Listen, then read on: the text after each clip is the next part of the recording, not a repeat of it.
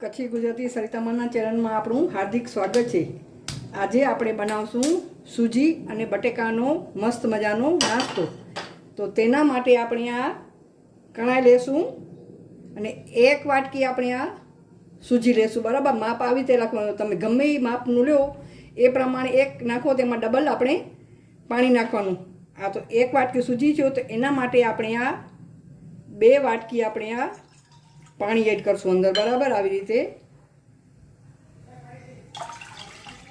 એને બરાબર આપણે મીડિયમ તાપે ઉકળવા દેશું। એમાં હવે જોઈ શકો છો પાણી ઉકળવા આવ્યું છે, તો આપણે સ્વાદ પ્રમાણેમાં મીઠું નાખશું, બરાબર। આમાં અને 1 ચમચી આપણે ઘી અંદર એડ કરશું, બરાબર। ઘીની જગ્યાએ તમે તેલ પણ એડ કરી શકો છો। હવે એને બરાબર ઉકળવા દઈએ આપણે। જોઈ શકો છો બરાબર ઉકળવા આવ્યું છે। આ બહુ મસ્ત નાસ્તો બને છે।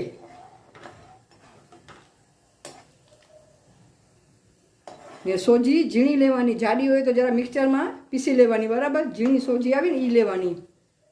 હવે ઉકળવા આવ્યું છે, તો આપણે આમાં આ સોજી કે રવો તમે જે કહેતા હોય, બરાબર, એને બરાબર આપણે હવે સાવ ધીમું ગેસ કરી નાખવાનું। એને આવી રીતે આમ હલાવતા રહેવાનું, બરાબર। આમ બરાબર હલાવતા રહેવાનું આવી રીતે, આમ ધીમી આંચ ઉપર જ કરવાનું, બરાબર। આમ આવી રીતે હવે તમે જોઈ શકો છો પાણી બધું શોષાઈ ગયું છે, સોજી બધું પાણી પી ગઈ છે। મીડિયમ તાપે નહીં રાખવાનું, સાવ ધીમું તાપ જ રાખવાનું, બરાબર, નહીં તો ચોટી જાય એમ નીચે એમ। હવે આપણું આ પાણી બધું શોષાઈ ગયું છે, બરાબર, તમે જોઈ શકો છો।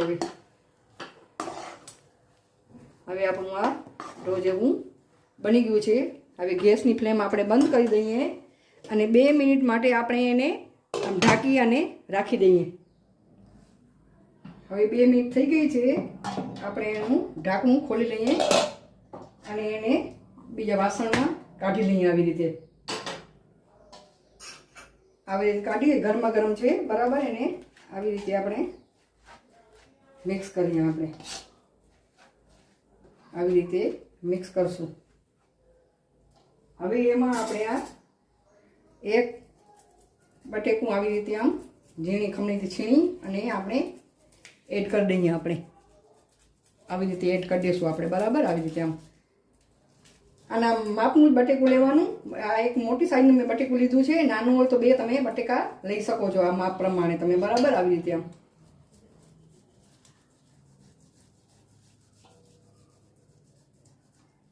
હવે બરાબર આપણે આને મિક્સ કરી લેશું। આપણે બટેકું છીણી લીધું છે ને થોડુંક આ સોજી આ છે એ આપણે ઠંડી થવા દઈએ। હાથ અડે પછી જ આપણે આટલું, હજી થોડું થોડું ગરમ છે, તો થોડી વાર રહીને પછી આપણે મિક્સ કરીએ, બરાબર। એને ઠંડુ થવા દઈએ, હજી ગરમ છે સેજ। હવે આ ઠંડુ થઈ ગયું છે, તો આપણે આવી રીતે આમ જેમ લોટ બાંધીએ એવી રીતે આમ આપણે બરાબર મિક્સ કરી લઈએ। એમાં ગાંઠો એકે રહેવો ન જોઈએ, આવી રીતે આમ મિક્સ કરી લઈશું, બરાબર। આવી રીતે આમ આવી રીતે આપણે બધું મિક્સ કરી લઈએ આમ। હવે મિક્સ થઈ ગયું છે, એને થોડી બાઇન્ડી આપવા માટે આપણે 2 ચમચ જેટલો કોર્નફ્લોર નાખશું। કોર્નફ્લોર ન હોય તો તમે ચોખાનો લોટ પણ અંદર એડ કરી શકો છો ને આને આપણે મિક્સ કરી લઈશું, બરાબર। હવે આવી રીતે આપણે મિક્સ કરી લઈશું। વધારીને 2 ચમચ નાખવાનું, વધારી નહીં નાખવાનું। તપકીનો લોટ, આરા લોટ કે છે એ પણ તમે અંદર એડ કરી શકો છો, તમે તમારી પાસે જે હોય સગવડ પ્રમાણે, બરાબર, તમે એડ કરી શકો છો। હવે આને આપણે મિક્સ કરી લઈએ। હવે આપણું લોટ જેવું બંધાઈ ગયું છે, તો થોડુંક આપણે હાથ ઉપર આમ તેલ લગાવી અને આવી રીતે આપણે કરી અને 2 ભાગ કરી લેશું અને આ પાટલો લેશું, બરાબર। પાટલા ઉપર આપણે આવી રીતે આમ વેલણની મદદથી આવી રીતે આમ ગોળ બનાવી, નહીં ઝીણું ને નહીં જાડું, એવી રીતે આપણે આ બનાવી લઈશું, બરાબર। આમ આવી રીતે બનાવી લઈએ આપણે। હવે રોટલી જેવું બની ગયું છે, તો આપણે આ આમ સાઈડમાંથી આ કાઢી લઈશું બરાબર એને ચોરસ આકાર આપી દઈએ. આનું પણ આપણે ઉપયોગ કરી લઈશું બરાબર એને વેસ્ટ જવા નહીં દઈએ આપણે.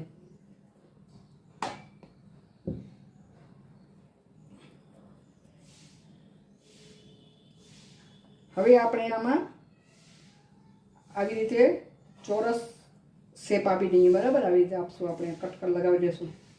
તમને ગમતા આકારમાં તમે શેપ આપી શકો છો બરાબર. આવી રીતે આમ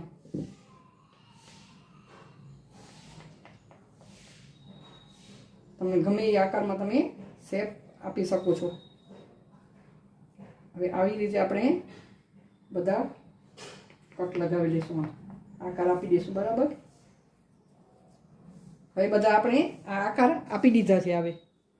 હવે આપણે આ ચોરસ શેપ અપાઈ ગયો છે ને હવે છરીથી આ એનો ઊંધો ભાગ હોય એને આવી રીતે આમ કરવાનું ઊંધા ભાગથી બરાબર. આવી રીતે આમ આ જોઈ શકો છો કેવી મસ્ત મજાની ડિઝાઇન બની ગઈ છે. આવી રીતે બધાને આપણે ડિઝાઇન આપી દઈશું બરાબર. આવી રીતે બધા હવે આ કરી લઈએ આપણે. હવે બધા આપણા તૈયાર થઈ ગયા છે બરાબર. હવે આપણે ગેસ ગરમ કરશું અને એક પેન લેશું એમાં તેલ એડ કરીએ આપણે. હવે પેન ગરમ થઈ ગયું છે તો તેમાં આપણે આ તેલ એડ કરીએ. ઘણું બધું તેલ નથી ને આટલું તેલ નાખવાનું છે વધારે નથી નાખવાનું. આવી તેલ આપણે ગરમ થવા દઈએ. મીડિયમ ગરમ થવા દેવા અત્યારે બરાબર ગરમ પણ મીડિયમ તાપે જ આપણે કરશું. હવે તેલ આપણું ગરમ થવા આવ્યું છે તો આપણે આવી રીતે આમ અંદર એડ કરી દઈએ બધી આ તેલમાં આવી રીતે આમ છેટે છેટે રાખવાની બાજુમાં નહીં રાખવાની આમ આવી રીતે બધી આપણે એડ કરી દઈશું બરાબર.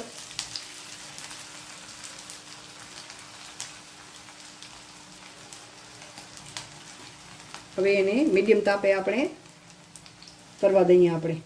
હવે એક બાજુ થઈ ગઈ હશે તો આપણે બધી આવી રીતે પલટી મારી દઈએ આવી રીતે. આ જો કેવો મસ્ત મજાનો કલર આવી ગયો છે. આવી રીતે બધી આપણે પલટી મારી દઈશું બરાબર. આવી રીતે આવી રીતે ફટાફટ આ નાસ્તો બની જાય છે. એટલી બધી આમ વાર લાગતી નથી આમાં ને ઓછા તેલમાં બની જાય છે.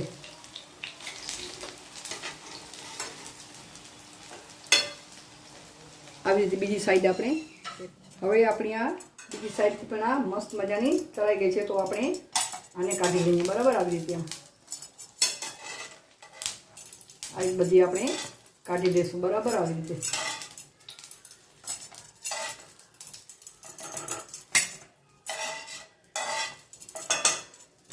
હવે બીજી પણ આવી રીતે આમ આપણે કરી દઈશું બરાબર. આમ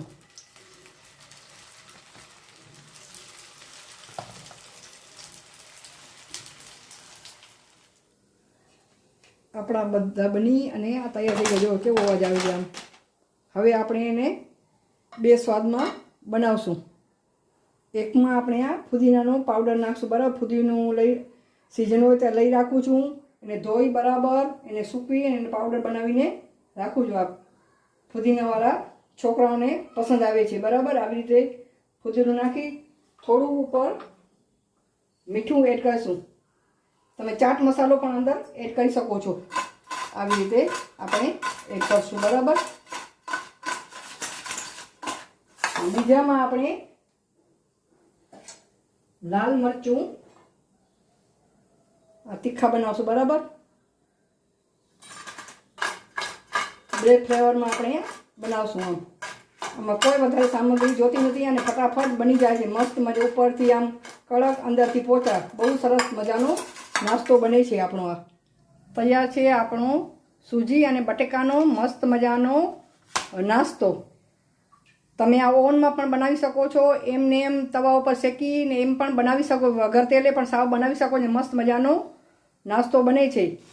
આ ફુદીનાના ફ્લેવરનો અને મસાલા ફ્લેવરનો નાસ્તો બે સ્વાદમાં નાસ્તો બનીને તૈયાર છે. તમને મારી રેસીપી ગમે તો લાઈક કરજો, શેર કરજો, કોમેન્ટ કરજો અને મારા ચેનલને જરૂરથી સબસ્ક્રાઈબ કરજો ને તમારા મંતવ્યો મને આપતા રહેજો. આભાર તમારો.